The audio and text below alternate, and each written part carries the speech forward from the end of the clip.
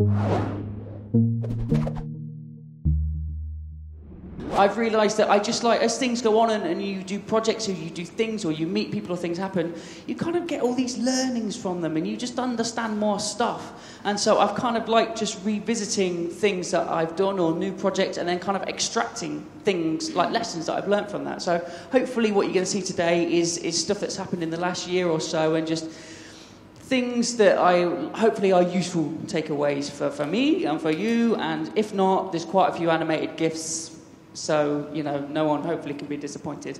So I'm going to explain a little bit about myself so you know who I am. My name's Gavin Strange. I'm a Oh, you can't see it. Oh, well, it looks amazing, I promise you. I'm 32 years old. I'm a male man, and I'm from Bristol in the southwest, which is here. Bristol's amazing because everyone speaks very funny.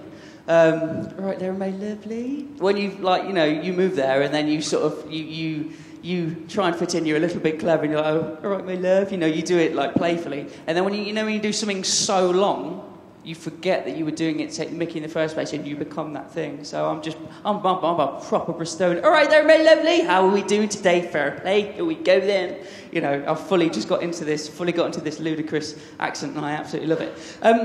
Anyway, I have 40 minutes. What am I talking about Bristol for? Let's go. Anyway, Bristol was kind of famous for a few things. It's famous for Massive Attack, Portishead, Banksy, and also being the home of Wallace and Gromit. And this is where I come into it. So by day, my job is I'm the senior designer for the wonderful Aardman Animations. And I just love being at this place, man. It's just this place that I looked up to when I was a kid. I watched the things they created and just was in awe of the craft, in awe of the hands-on thing and the storytelling, just everything. I just grew up sort of like loving this place. And then to cut a long story short, over the years of working for myself, I had a job as a junior designer. Didn't go to university because it wasn't for me. Didn't really think that I wanted to do that. So I got a job as a junior, a young 17-year-old, wet behind the ears in Leicester, where I'm originally from. No idea what I was doing. And just over the years, I kind of worked there for 4 years, and then I handed in my notice, which I thought was a good idea at 21 or whatever I was, and just trembling going, I'm going to work for myself now. Didn't know how that works, but I did, and then started working myself in Leicester, and then I moved to Bristol, and just basically just... Chris earlier in his talk was talking about luck, and does luck exist or does it not exist? But it really is, it's manufacturing a situation. So I'm incredibly lucky to have these opportunities, but you do orchestrate them yourself, and that's just through Graft and Craft. That's the title of this talk, and being daft. It's trying to do your best to make these situations work for you, but not in a horrible trying to manipulate way, but just in a I love stuff and I'd like to do more things, and I'm going to try my best to make the situation work for me. So that's what I did over the years, over sort of like nearly 10 years. And then I just got a lovely email one day, which was, hello from Aardman. And it was just the most incredible email. And I've never replied to anything so quick in my life. Oh, hello. And I went in to see them 8 years ago and say hello. And I've never left. I hope they never make me leave. I love this place. So being senior designer, I'm responsible for technically for the digital division. And that is... a team that takes sort of like the characters and worlds that Aardman makes, the films and all the properties and all the things they own, and we give them a digital home, so it's apps or games or anything interactive and digital and pixely. But then that's also partnered with like a third-party design studio as well that we make stuff for other people, so Nickelodeon and Cartoon Network, and generally lovely, fun, wholesome things. And this is what I want to cover in my talk. I love the fact that I'm at this place that its whole mantra, its whole reason for being is to entertain people, to delight them, to make them feel something. I feel really strongly that we're all in this world where we're all pushing pixels around and stuff, and it gets a bit stressy sometimes, and this works and this doesn't work, and clients and da-da-da-da-da. But we've all got this really rad opportunity and obligation to make people feel stuff. You know, even your UX decisions are about people understanding what you want them to do or direct them in the right way. Like, that's amazing. We're affecting how people think, so I really don't take that decision lightly and get stoked on being able to make stuff. So I love doing what I do at Aardman. And just over the years, and this is what I'm going to come to, I've managed to, through sort of like excitement and just bugging people and just showing what I do and showing what I do in my own time, personal projects, just silly little experiments, is kind of gain the trust of people during my day job. And that's kind of the whole thing that I want to cover. So this is just a little video, just a little montage of just some of the stuff that we've sort of worked on recently. And it's all sorts of sort of like, we did a lot of Flash games. Woo, Flash. Back in the day. And now, you know, moving into sort of native games and tablets and just everything, really. We're not exclusively any one thing. Just really nice to have that diversity as well, and just being in an arena. You know, I'm not just a UX designer or a UI designer. It's, you know, it might be a game logo. It might be, I did all the animated motion graphics for all the stuff that you see sort of moving, and it's not, I'm not proficient in that stuff. It's not what my job title says I am, but because I've showed excitement, enthusiasm, and willing to connect all these dots, because that's all really all this stuff is, you know all these different divisions of UI, UX, blah, blah, blah, blah, blah, blah. You know, it's all the same. It's just making stuff, isn't it? I don't like that there's these clear borders between things. I don't think there should be. I feel really strongly, especially in education, actually, that you're kind of, even just at 15, 16, you're asked what do you want to be when you grow up. It's like, well, it's incredible. I wish I would have had the foresight to go, well, that's actually an incredibly complex situation, and I don't really know yet, and I have interest in this and this and this, but you just go, oh, plumber. You know, you're already focused down to this pinpoint of this is who you are, this is what you do, and that is what you will stay. And I don't like that. You know, I like it to be wide and open. But what I'm going to talk a little bit about, half about, is the redesign of Aardman.com. And this is something that's been going on for the past couple of years. And we've had sites that were previously beautiful. I didn't design them. Designed by incredible creatives, and they were just like these works of art. You couldn't use them at all. But that didn't matter. That was part of the charm at the time. It was sort of like, to find the contact details, you had to have this pop-up head box character, and you had to pop his brain that would literally unfurl, and then you had to follow a thread just to get the email address and stuff like that. And it's sort of like, I could see just UI designers and UX going, oh my God. But it was beautiful, it was incredible. And this was you know, a good 10, 15 years ago when there wasn't those sort of standards there. So we've had beautiful sites, but then when I joined, and as technology has advanced, and obviously now we're at a point where essentially Aardman makes visual things that move. And, you know, prior to the site we have now, there was not really any way to watch those pieces of content, which is quite crazy, but that's the limitations you had. So going forwards, the brief was essentially just take us forward, you know. And it was very much, it was an internal project. It was really, really small. There was the creative director, there was a producer, there was a developer, there was a designer, which was myself, and we had a few other design supports as well, and just great, but very, very small team. And it was kind of us directing it as we went, really. It was, okay, you know, how do we get all of this content? And they've made a lot of stuff. You know, Aardman was started by two schoolboy friends, Peter Lord and Dave Sproxton, in the late 70s, just by using a stock frame camera on their kitchen table, making animations. So there was never really a plan. It's not like, right, here's our business plan, let's go, we're going to do this, then this, and this. It's been this wonderful meandering journey. So it's taking, you know, nearly 40 years worth of work, and then showing that to people, organising that, categorising that, and then letting people find it the best way they can. Because now people looking at the site, for example, our commercial team use it loads because it's a great tool for them. When they're showing off the latest brilliant directors who are making all sorts of films and ads and whatever they may be making, you know, personal projects, they need a way to show all this stuff. So it was really complicated because there was lots of stakeholders that wanted the site to do lots of different things, but I myself as a designer found that an amazing challenge. It was terrifying, utterly terrifying. Take this company and make sure it looks good, make sure it works good. That is, like, what an amazing honour. As just as a kid in Leicester, sort of not going to university and feeling like I would never really have any opportunities to do exciting things. I was getting to design the digital face of this place that I loved. So it was a real trying to balance my play. Cool, Gav, yeah, it's all good. Yeah, I know what I'm doing. Yeah, we're going to do this. Just going, oh my God, you know, just getting so stoked on everything. So it was trying to balance all of that, trying to balance my own personal excitement for the project with what's right for everyone else as well. And I really like that. I really like the fact that I got to apply what I think I would like to see in a site, in a sort of a digital experience for stuff. And it was things like we had to have a really good filtering system, because you come to the site and you're presented with every piece of work we've ever done, ever. That's a lot. That's a lot of stuff. We didn't want to lead with a certain... we didn't want to just show you feature films or just show you commercials. It needs to be sort of like, this is the latest output from the studio.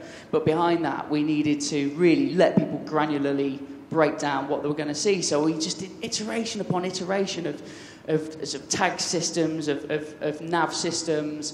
We had this lovely little... There was a little spaceship rocket from Wallace and Gromit that would sort of like hover and wiggle above a page when you were on it, and you would click it, and then it would shoot off. And then as it shot off, it would leave this trail of smoke, and then the smoke covered it, and then you would have all your choices that you would turn on. Okay, I want to watch feature films with Wallace and Gromit, directed by Merlin Crossingham, in a stop frame. Like, you could turn on all these different options, and it was wonderful. But it just, you just go through iteration upon iteration, do loads of user testing, which I highly, highly recommend. And, people would be, they'd basically just be clicking the rocket all the time and not using the system for what it was. So there was a lot of give and take and trying to work out what was going to be best for Aardman and for people to find this stuff. And it was just this wicked experience of geeking out on the archives. Oh, man. You can't really see them here, but you'll be able to have a look at the internet later. The history page was my favourite, because essentially, and I really like this, we've all got to design pages that are sort of...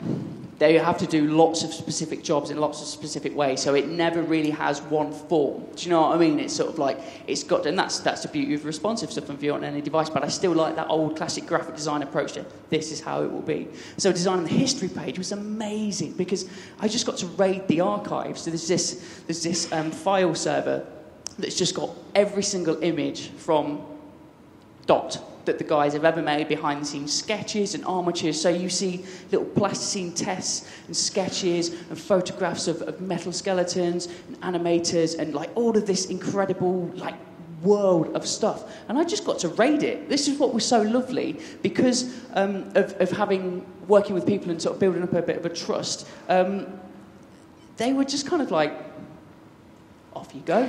Show us some stuff when you're ready to show us some stuff. And that was wonderful. So, yeah, raiding the archives and finding old pictures and characters and telling the story of the history of Aardman through sort of graphical means. And then it's lovely responsive and all that jazz. But that was really, really nice to apply sort of graphic design sensibilities and emotion as well. And just kind of using big imagery and just... not really caring about the technical. That was what was lovely. I like to push the people that you work with, and we had these fantastic set of developers that they loved it as well. They brought their creative magic to it, and I purposely, just throw in a few awkward drop shadows. Why not? You're not really alive until you've experienced an awkward CSS drop shadow, right? So it was nice just to throw that stuff in there, and just it should be fun. It should be silly and should be bold. So that was really, really nice. And so for all this whole process, I would love to redesign all the print work. I was seen as a digital designer, very much screen-based designer when I first joined. But I secretly harboured the dreams of doing all the print design, because that's the little bit of education I had was graphic design. So that's where everything lies for me.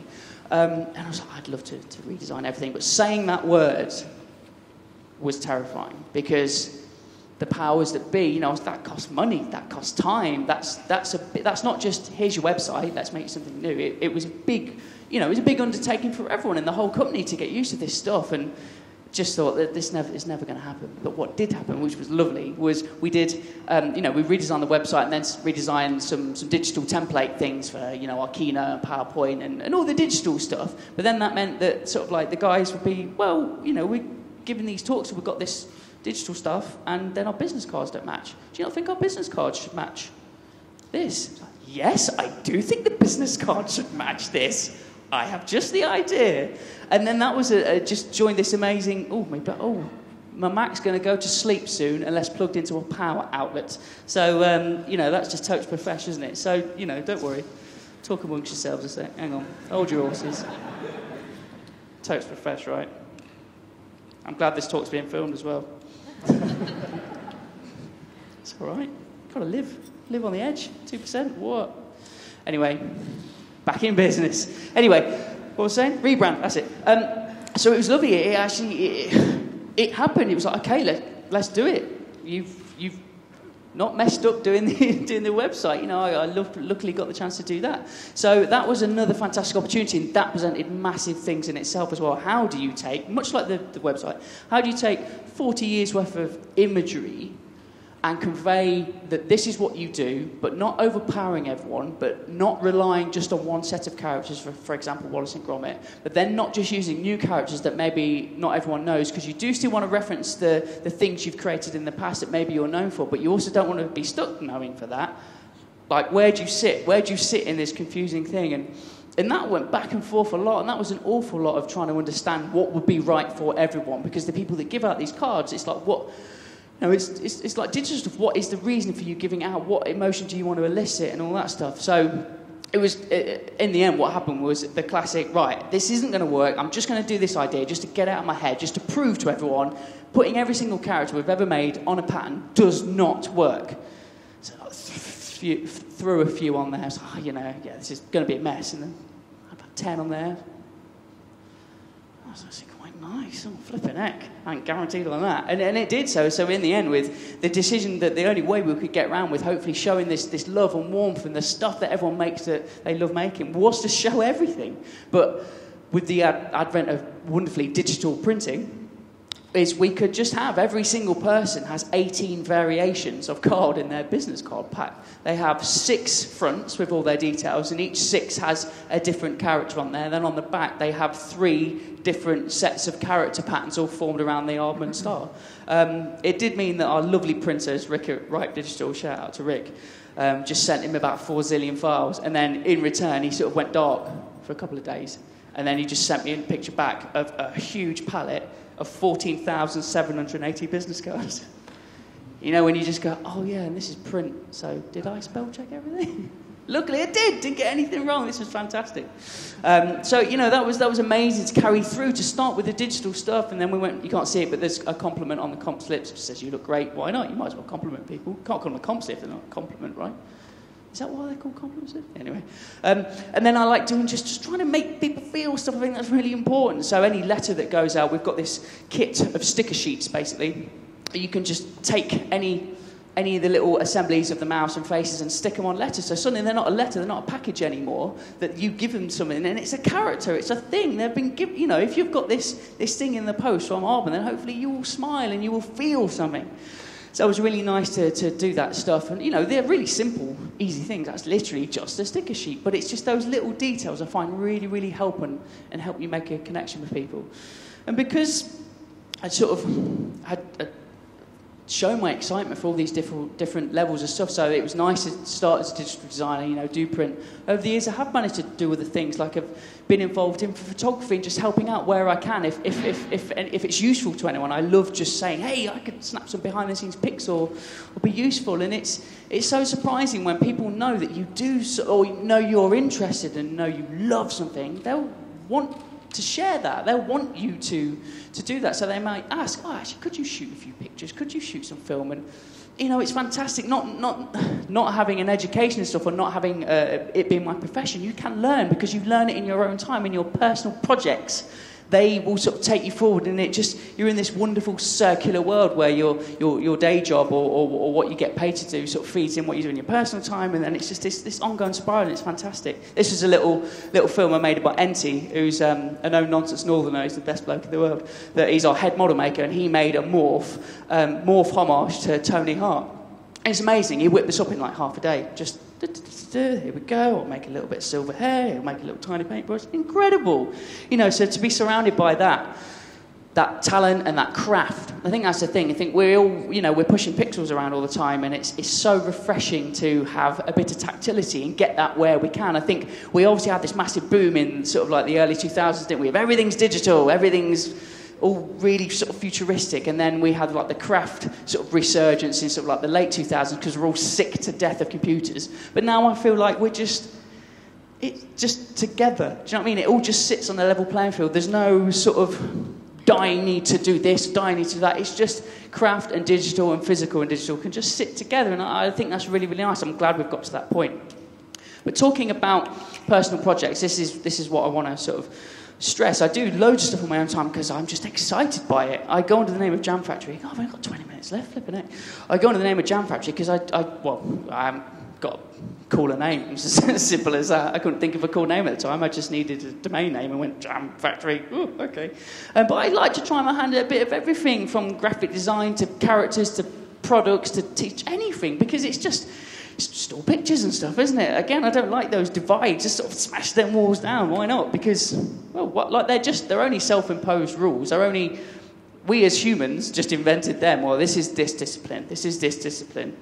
Like, that's not in nature. Do you know what I mean? That's not an immovable force. Just go, no, well, I'm going to take a skateboard and merge it with a book and make it a digital thing. You know, you can do that stuff, and that's fantastic. So I've liked trying my hand at stuff. And I love toys and characters, and I've been fortunate enough to make my own vinyl toy range simply because I emailed a toy company. And, hello, I like toys. Can I make a toy? And luckily, or not luck, you manufacture the situation. They were looking to work with someone at the same time. And they said yes. So I got a toy, which was fantastic. Actually, I brought a couple with me just to give out, just for free. You, sir, look like a nice man. You can have one. Bosh, there we go. Just because I like, it's really fun making this stuff. I like channeling that inner child and just bright colours and silliness, because why not? I've got no grander reasoning behind that. And then I still do a lot of photography, and this is what's feeding what I'm doing in my day job and night job, and I just love merging it all together. I don't profess... Oh, hello. Sorry. Yeah. I said there was no sound in that video. Sorry. There was sound in the video. But I don't... This is very much a learning curve, very much all the time. I don't really know what's happening, but I love that process. I love figuring it out. It's generally just... If you don't understand it, it's a setting, or it's a method. You can learn this stuff. It's all learnable. We're not professing that you can just try open heart surgery. I won't just pop into a hospital and go, reckon figure this out. Oh, sorry, I got that wrong. You're not professing to do that stuff. And I figured that I am a jack of all. I use this slide a lot because I've never found anything that replicates it better. This is how I like to see all creative endeavours. I like to run straight ahead at the thing I don't understand. It looks awesome because it's pink. And then you smash into it 400 miles an hour. You're loving it. You're upside down. You don't know what's happening. And then you do it all over again. I hope I do this for the rest of my life. I really do. This doesn't look like repetitive hell to me. This looks like just pure enjoyment. And I like that. I like being a jack of all trades and not knowing what's going on. But I have since discovered that there's a better way of describing it. It's a polymath. I think there's this it's an old-fashioned term, polymath, of being sort of it's not multidisciplinary. It's more sort of like literally you are just from all these different worlds and you bring them all together. And I love that. I kind of feel like that's frowned upon now. You're educated or instructed down a path, and that is what you are. And I think you can be more than that. I think you can be all these things together. I mean, like Da Vinci, painter, sculptor, artist, mathematician, Ninja Turtle. He's everything. He's all these different things. There's a lot of these people, but they seem to stop at a certain point in history, and I would love us to bring that back. I would love, I'm essentially a poor man's polymath. That's what I am. That's what a jack of all trades is. But I heard, you guys are the people that could be the polymaths. You're the smart ones. So I really love that. I really love that resurgence to come back. Just a shout out to Albert Camus, who's an existentialist philosopher, novelist, playwright, and international goalkeeper for Algeria. Not making that up, that's totally true. How rad is that? Oh, and he's a member of the French Resistance. He's your inspiration, right? That's amazing. So I'm going to rocket through this because I've got 15 minutes left. Oh, God. Right, so these are things that I feel very strongly about. And it's saying yes, because look what can happen when you say yes. Turtles meet the Power Rangers, hello. And don't wait to be asked. I feel very, very, very strongly about pursuing opportunities and just putting yourself in a yes position, being open to opportunities. Or if that opportunity isn't there, just make it yourself. And the thing I want to illustrate about this is I was involved in Gromit Unleashed. I spoke about last year a little bit. It's essentially a project in Bristol, 85 foot tall, dogs, Gromit dogs. They were all painted by artists on a 10-week trail for the public to enjoy, and then they were auctioned off for charity for the Bristol Children's Hospital. Wonderful cause, wonderful project, did anything I could to be involved, and I was lucky enough to be chosen as an artist. I submitted like everyone else and was just bowled over to be involved. And what happened over the period of that, I just was so excited to be involved. I would do anything to be involved at any point, to help, to be in it, because the power that we have as digital creators in any form is we can help people. This is a stuff that not everyone knows. And being a bit of a jack of all trades, and we've all got lots of diverse interests, like you can just use them to help people. We're in a really fortunate, privileged position to sort of have this literacy almost of doing things, and also getting access to figuring out how to do things, and therefore to help people. So it's lovely to be involved in Gromit Unleashed. And I've only shown this video once before at John's conference a couple of weeks ago, and it's a video of what happened at the auction. So all 80 of these dogs went for auction. No one knew what was going to happen at all. Are they going to sell? Will they make any money for charity? You know, especially obviously myself and others, we're not famous big-name artists, we're just people who love doing it. What's going to happen? And I've got this little excerpt from the auction, and I kind of want to show it because I want to show how important it really hammered home that going the extra mile and just being involved in helping and what it matters. Let me show you the video. I'll probably have a little cry and then we'll have a look. Right. What goes on down in that place. Anyway, super duper, £10,000 do I see? Somewhere. £10,000, yes? 10,000, 11,000, 14,000, 16, 17 internet, thank you. Crack on at 19,000, we love it. 20,000, 21,000. On the internet now at 21,000. At 21,000, 22,000 now. At 22,000. Internet bid at 22. Lovely jubbly. At £22,000. Yes? Any more? At 22,000 then. At 22,000, it's on the 23,000 internet. Any more in Bristol at 23,000? Gavin will be pleased. At 23,000, at 23,000, it's 23,000, and I'm 24,000 now. Well done, internet, at 24,000. Just back up at 24,000. Any more for the first time on the internet? Then at 25,000. Come again at 25,000. First time on the internet. At 25,000, second time on the internet at £25,000, and for the third and last time on the internet, somebody's hovering, at the third and last time on the internet at 25,000, at 25,000, I'll give you just an opportunity, you lovely, generous internet bidders, wherever you are, with all that, 26,000, he has come again, waiting a second or two, makes another £1,000 to add to the grand total, for the Unleashed, £27,000, just a bit of a pause, and 27,000 is bid, bit more hovering. You know you don't want to miss it on the internet for a bid, and you seem to be hovering some more. God, this is like watching paint dry. 27,000, we've had a lot of paint drying around here too. £27,000, but it's £27,000, and what do you buy with £27,000? £27,000, and he's still hovering, and he might bid 28,000. Do I wait, or do I cut him off? I don't cut him off. I can't cut him off. Can I? I can't cut him off. He wants to bid, I think. He's a long way away. He wants to bid. Are you going on to 28,000 or not? Because if you're not, I'm going to sell it. Okay? If you're seeing that you've gone 28,000, you see? Another £1,000 comes. So back to that original internet. But you're going to bid 30,000. Come on, internet, but just back up. Because there's a lot of people sitting in this room and they want to go home and have a cup of tea or bid for another lot. We have 29,000. Stop this hovering business. We just bid 30,000 or not. Yes, you're going to bid 30,000 on the internet for the first time, then at 29,000. For the second time at £29,000. You either bid up or not on the internet, or I'm selling it at 29,000, and it's sold. Oh my God. I kind of feel strange when I do watch that, and it's just the reason I show it is, oh my God, like that. The only reason that makes that much money is because this lovely man called Nick Park created a character when he was young because he believed in it, because he wanted to, and the power of this animated animal that doesn't exist,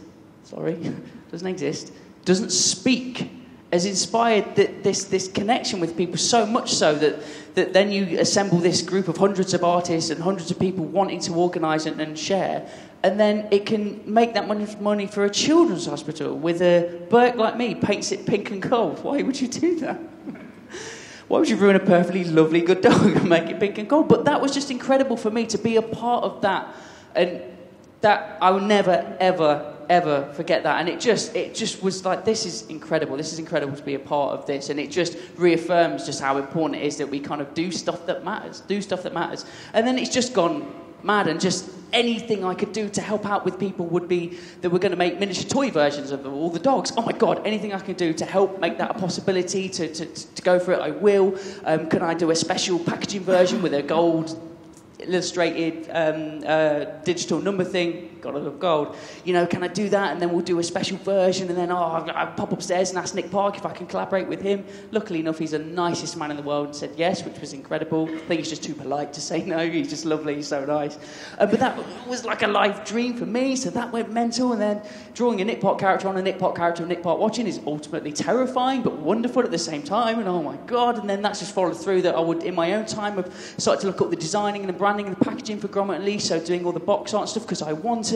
And then it sort of flowed into my day job, and now we're doing all the digital website stuff. So I'm now doing the digital design for all of Gromit Unleashed going forwards, but I've already done sort of the art side of it, and then the packaging side, and then that's all flown through. So it's kind of gone the other way before, and that's just fantastic to again have this excitement with, because I'm so into the project, I care what people think, I want them to like it, want them to enjoy it. Having a web page full of 80 massive colourful squares of dogs, best bit of design I feel like I've ever done. It's just, I haven't done anything, I just put coloured squares behind it, but it's just so joyous, it's so nice. So it's really nice that all this stuff sort of flows in, and then I've got a chance for another Gromit because we wanted to celebrate a year since Gromit happened, and it was such a positive thing, so I did a reverse gold and pink that was covered in illustrated statistics about how well the auction went. So I've just, any opportunity, and I do all this stuff on my own time. I don't want any money. I just want to do it. There's just no other motive than what an incredible thing to be involved in. I want to look back when I'm older and say, I did that. I was a part of that. I was a part of this brilliant thing that someone has created. And it's just gone mental, and then we needed other stuff. We were doing an exhibition out in Hong Kong, so I was, I'd love to do a design, can I help? And because they were painting it out there in Hong Kong, so I had to do something quite simple that they could replicate, so I designed some silly little stickers that were put on a metal robot, and then they made a robot version for me, which is fantastic, and then this happened, so that's a normal size. Oh my God. I could die happy right now. Giant 4-metre tall Gromit, and that was just luck again. And this wasn't manufacturing a situation, this was luck, because basically they wanted to make a 4-metre version of Nick's, as you would, because he is Mighty Nick Park, CBE, incredible man, Oscar-winning, brilliant genius. But basically, because Nick's his here, which is like a blue, it's covered in the Gromit wallpaper, because this dude is so big, they needed to make it in parts, and that would mean unsightly join lines. And kind of they thought, well, Nick's is going to be spoiled, this seamless pattern. And then I happened to send him a design based around join lines. And they were like, would you mind if we made yours big? And Nick, would you mind? Because Nick's the loveliest dude in the world. He's like, yeah, sure. And so, I got a 4-metre tall Gromit. It's coming back to Bristol as well. Hopefully they're going to sort of just weaponise it, and it will just ship itself back, which I think would be quite incredible. It'd be like Pacific Rim. It'd be amazing. So it's just, you never know where it's going to lead, and then that's fed into Shaun in the City, which is happening next year, in London and Bristol, actually, with giant painted animals, and it's just, that spins me out. And the reason I think is, and I think all this matters, and I think this cares, because personal projects are personal, and the love and heart and soul just shines through, and that's why they have heart, because they are personal to you. You do them in your own time because you care about it, and then that feeds into your day job, and you just don't know where these connections and avenues are gonna be. But I just love that it all just smushes together. That's why I'm stoked to be able to, stand here today and talk to you about Aardman, about my own stuff. Just that's why this talk doesn't make any sense, because everything is just in all these different disparate directions, and I love that, and I'm proud of that, and I think that works. We don't get pigeonholed into these little routes. I haven't got time to share this stuff, but basically I like doing lots of personal stuff for no money or for fun, and sometimes it works out and you get to connect with people, which is fantastic, but then I think it's really important, I won't explain that, but that it doesn't work out. It doesn't work out because, I love this quote by Steve Furtick, the reason we struggle with insecurity is because we compare our behind the scenes with everyone else's highlights reel. And I totally understand that. In this Instagram age, just going, oh God, you're cool. Oh, you're cool. Look at what you're doing. Like, that's so easy to do that. That's not, you don't see the struggle. You don't see the 90% where they're just crying on their own in a room, which I'm sure happens. You don't see that. You don't share that. So when you do, it's this self-comparison with people. Just remember that. I remember that. Still while I'm going, What am I talking about? Crying in a room. Anyway, I'm gonna rock you through this because I wanna wrap it up neatly. I don't want to rush. Basically, actually, yeah. I've got 4 minutes. I want to talk about stuff. Don't worry about having strengths. Don't worry about not having a style. I'd love a style. We'd all love a style that we're known for or influential for. Nah, man, have strengths. Have strengths in all different disciplines because you don't get called on for that one job that you're particularly suited for. You get called on this and this and this and this because you're strong at different things. So I probably only say that because I don't have a style. If I was a style, I'd be like, guys, it's all about style. Find your style. Got to work with what you're given, ain't you? Anyway, so I'm rushing through this. It's just I really want to... There we go. I want to illustrate a point. Oh, yeah, and as well, like I was talking about making films and stuff like that. I made a film called Bikes Mine a few years ago about bikes and stuff, and that was great, and that was lovely, and I learnt loads and loads. But that has come full circle again because I've worked on a small section of Shaun the Sheep movie that we're making at work, and that only kind of came about because I'd made friends with the director over the years, and he was like, "Oh, you make films, right?" He'd seen the little film that I'd shared at work, going, "Oh, I made this at my own time," and that's incredible to me. Like I've got this list of things you want to achieve in your life, and definitely have my name in a feature film credit is the top, and it's happening. It's coming out next year, and I still can't get my tiny brain around that. And it's a really small involvement, obviously part of a huge crew, but to be around these people, to be involved and stuff, and just because personal projects, make you work with new people, make you make new friends and forge new friendships and forge new sort of understandings of stuff, that's kind of come full circle. So, be childlike, not childish. It's rubbish being childish, we've got to be adults, but don't forget that inner naivety, that excitement to want to do things and to just explore things and not be afraid about making mistakes. Don't make it perfect, make it now. No excuses. It's never going to be perfect. The stars will never align unless you force the planets to align, like Chris says, but don't wait for that, just go and make it now. Finish it. Just finish it. Like, it's dead easy to keep projects hanging on, isn't it? Just make sure you finish it, even if you hate it, because you'll have sort of like mentally closed it off and moved on to something new. Get these books, Spark for the Fire by Ian Wharton and Do Purpose by David Hyatt, both incredible. Basically, they say everything I'm trying to say now, but in a much better, eloquent, brilliant way. So, soz. So if you go, this guy was an idiot just after lunch, but I have read about a good book. These guys are fantastic. And what I want, I've got 1 minute 34. And I threw these in this morning because I want to talk about them. Because, well, they're incredible, simply put. God bless Dickie Attenborough and David Attenborough. Two incredible men who have done incredible things. David is the only man in the world to win a BAFTA in black and white, colour, HD, and 3D. That's incredible, right? I was lucky enough to go to the BAFTAs a few years ago, and he was the guest of honour. And I was sitting at the back, obviously as far away from all the famous, amazing people, just stuck in the corner, but it was amazing. He had a standing ovation when he simply walked to the stage. And I can't tell you that feeling of, that is incredible. That is simply mind-blowing to the amount of respect that this guy commands. And then God bless Dickie. There was a programme about him, because obviously he passed away just a few weeks ago. There was a programme about him on Channel 4, maybe a couple of weeks ago. And the amount of stuff he has done. Not only did he start Jurassic Park, which is incredible, he brought dinosaurs back to life. That's pretty rad, right? He was an actor first and foremost, then he was a director, and then the films that he directed. Gandhi, one of his most famous films, won 8 Oscars. That's why I'm not a genius. 8 Oscars. 8 Oscars in one night. And he apparently, so there's the scene where Gandhi passes away and it's his funeral procession, and because there was no CG at those times, the crowd scene of 300,000 people was real. And apparently he was calm as anything. And he would just be heard talking to the extras going, so listen, darling, if I could ask you just to walk along there, just not look at the camera, that's fantastic. Hello, darling. He would greet everyone by the word darling. How amazing is that? He was patron of like 15 charities.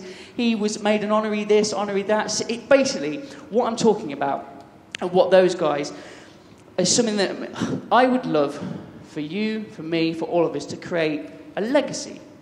We all have the capacity to make things, and we all have the capacity to forge a legacy for ourselves. And I would love to even come close to at least having, or even just being honoured to have had a legacy when I grow old. You know, I want to be old. I want to go, I love doing that. That was fun. Hopefully I made people smile. I would love to make things that matter, and I hope that you're going to make things that matter too. Sorry I've had to skip stuff. I'm so excited. I'm going to be doing the little speaker thing after lunch. No, not after. It's after lunch. The speaker thing where you can come and speak to speakers. Just come and hit me or do whatever and stuff. Anyway, thanks for listening. Bye. Love you. Bye.